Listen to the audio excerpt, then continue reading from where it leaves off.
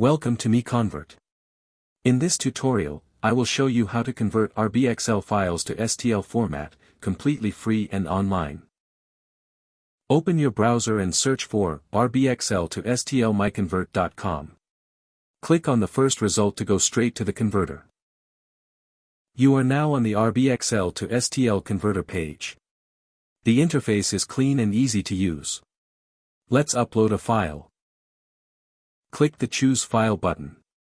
A file picker will open. Select the RBXL file you want to convert, then click Open. Your file is loaded and ready. You can see the file name, size, and destination format. Click Convert now to start the conversion.